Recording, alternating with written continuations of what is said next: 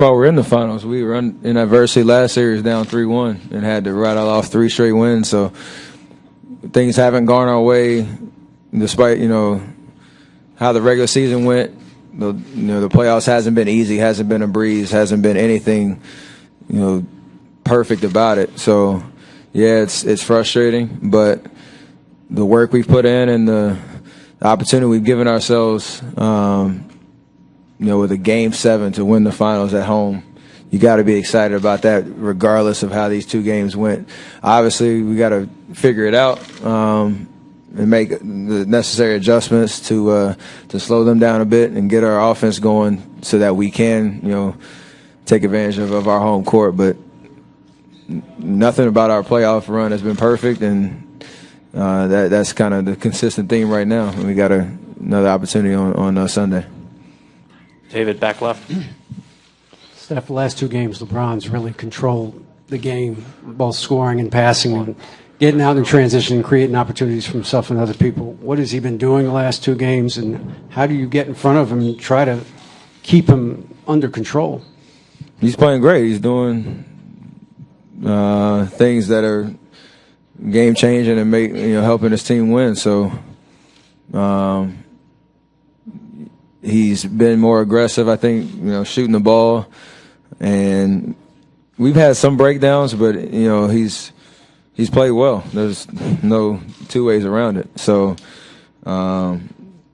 tip your hat to him and come out Sunday with an aggression to hopefully clog some driving lanes early, not let him get a rhythm. Try to make him as uncomfortable as you can, force him in as many tough shots as you can, live with the results. You just play with toughness for 48 minutes while we're out there, and we can do it. We've shown we can do it, and excited for that opportunity. Ron, over here on the right. Ron Krojcik from the San Francisco Chronicle over here. 2 quick questions.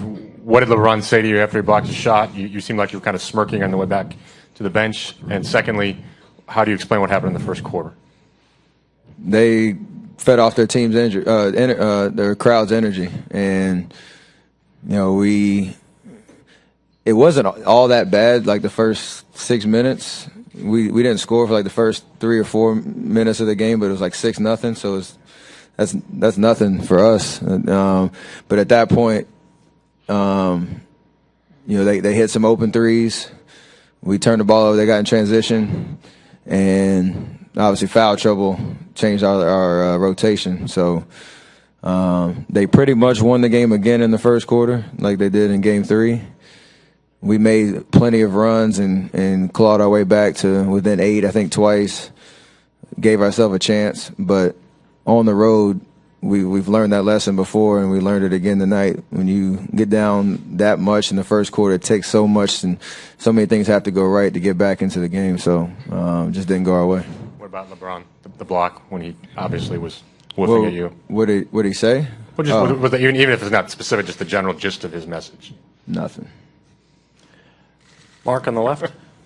Steph, Mark Schwartz, ESPN. Just to follow up, it seems like LeBron has taken a particular delight to blocking your shot tonight, blocking your layup after the buzzer, after the whistle the other night.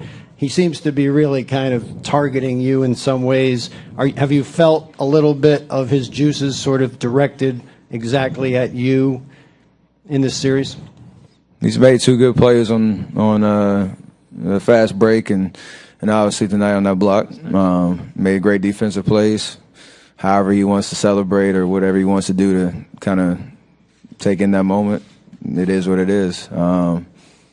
I stay aggressive. Don't let that try to get in my head. Obviously, he's pretty athletic, so he's capable of doing that. Gotta make adjustments. How would you explain the dynamic between you? You're 2 of the players that are considered in the debate of the best player on the planet. What's been the dynamic as that has unfolded here in this series? He's had 2 great games to keep his team alive, and that's what he's supposed to do. And I'm out there, trying to do the same for my team. We don't go one-on-one at each other a lot, but it's a pretty competitive feeling out there, with the situation of playing in the finals and playing for something special. So at the end of the day, 7 games to figure out who's going to be holding that trophy on Sunday. You got to love that kind of environment and that battle. Haven't enjoyed it much the last two games, but 48 minutes left. Last 3 here in the front. Step down here on the right. Ray Jaski, ESPN 990. What has changed that any team would beat you guys 3 games out of 4, and mostly convincingly?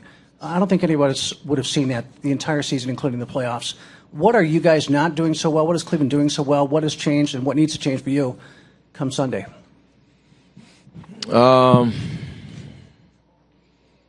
The last 2 games, obviously, not having Draymond was different for us. Not an excuse for us losing, but different because of the rotations and whatnot. And we kind of stalled down the stretch of that game offensively. And we haven't gotten enough stops in the last 2 games, consecutively to build momentum at any point in the game. So that's the biggest thing, I think. The first quarter tonight, didn't give ourselves a chance in that first 12 minutes, and game 5 at home, we just our defense didn't show up. So both of those kind of factors, how we start and how we defend, will determine game 7. You and Clay, if I could follow that up, you and Clay were kind of struggling early. You guys seem to have found yourselves, rediscovered yourselves. It's the rest of the team that seems to be struggling. What do you got to do to get those guys going? Nothing. Everybody's got to stay confident, stay in the moment. Have confidence in themselves all across the board. When you step foot on the floor, you have a chance to impact the game. And it hasn't gone our way the last 2. I like our chances in Game 7 to have everything click at the right time and win this thing. Jeff?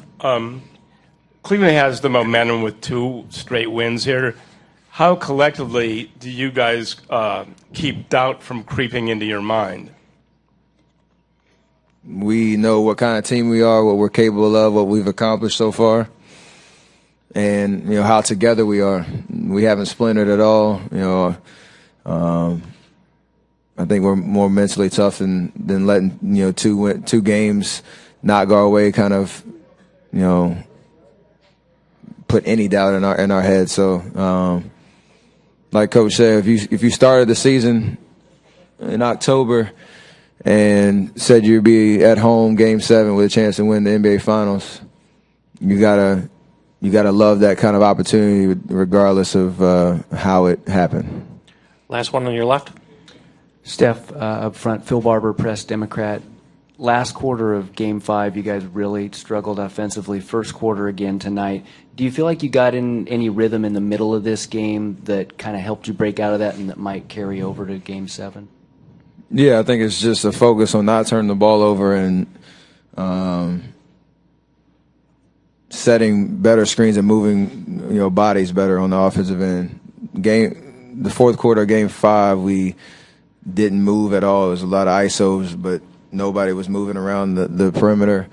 And tonight, we just turned the ball over too much early and gave them runouts, and then they're setting up their defense, their crowd's into it, and it's just a bad situation. So those 2 things we have to clear up and understand,